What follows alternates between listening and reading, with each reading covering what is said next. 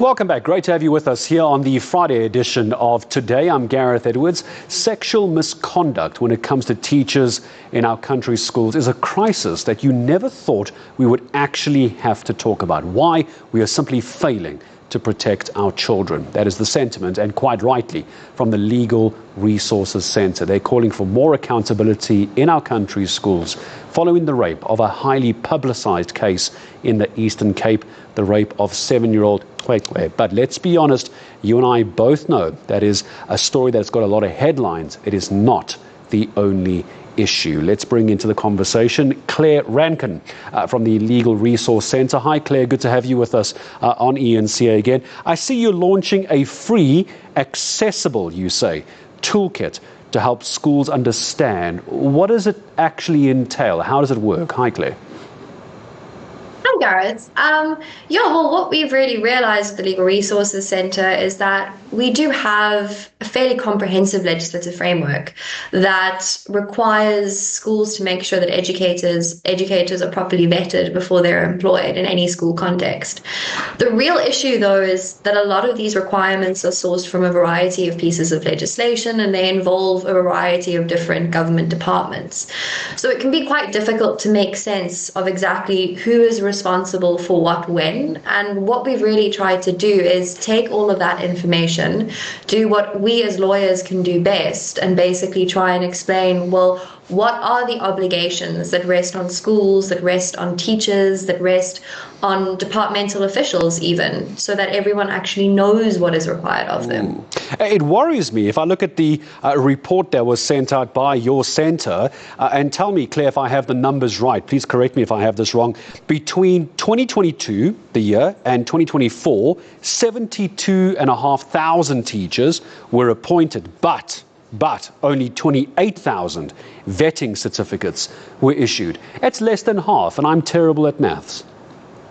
It is, and it's incredibly appalling. And Gareth, I think this makes it even worse, is a lot of these statistics come out at a time where the department was very vocal that they were also trying to increase vetting of existing educators. So the numbers that we actually have for that period, we can't even turn around and say that those are exclusive to new teachers coming into the system. It's very likely that some of those certificates were issued for existing educators.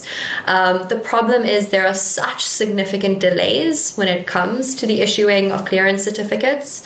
And at the same time, it also just seems to be as if schools, and you can understand it to a degree sometimes, posts need to be filled, learners need to be educated, proceed with hiring teachers without actually completing the vetting process.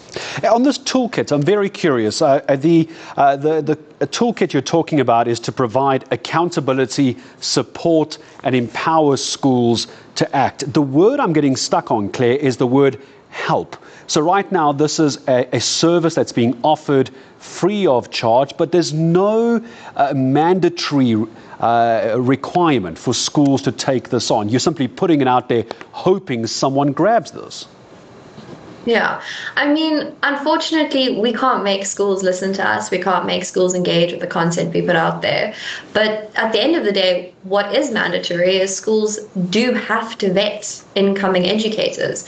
And hopefully, a resource like this, they can see the clear value add that it can provide in taking, like I've said, something that can be quite complicated to understand and laying bare to them exactly what is required of them. And hopefully it'll be something that they'll be willing to engage with without needing to be made to.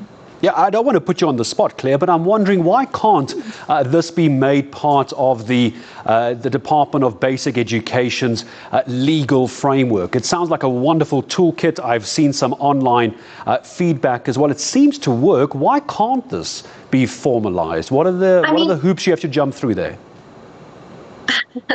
I think it's very difficult for us to, we always try to engage with the department. We always try to be of assistance where we can. I think there can be a common misconception that we, in like a public interest litigation sector might be unnecessarily adversarial. But at the end of the day, we would love and be open to any kind of collaboration with the departments, and where we can provide assistance. If it is trying to amplify the reach of this toolkit, assist in developing training that would be made mandatory for officials, we're always on board with that. I suppose the question is whether or not the department's going to be receptive to it. Well, I'll tell you what, next time I speak to the Basic Education Department, I'm going to put forward your toolkit. I think it's a very clever idea. I'm certainly no expert, but I'm happy to put that particular point to the Department of Basic Education. How do you measure, Claire, a last question, how would you measure success? Maybe, if not this year, not next year, maybe in a few years from now, how would the Legal Resource Centre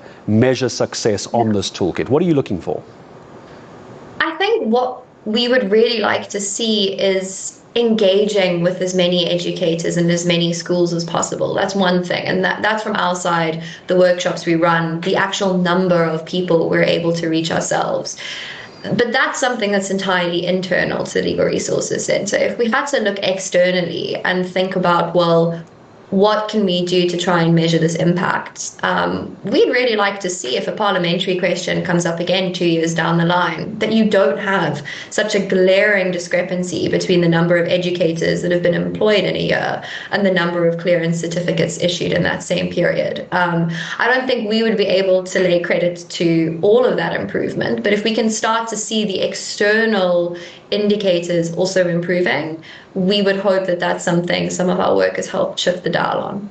Incredible work that's being done by you, Claire, your entire team, and the Legal Resources Centre. Thank you very much. I certainly will remember that toolkit. If I have the chance to speak to the Basic Education Minister, I'll certainly put the question to them as well. Attorney Claire Rankin from the Legal Resources Centre. Very, very clever. If you're in the educational sector, perhaps you're a principal, you're a teacher, an educator, a loved one of a young school-going pupil, have you heard of this toolkit? Do you think it would make a difference? I'd love to hear from you on X.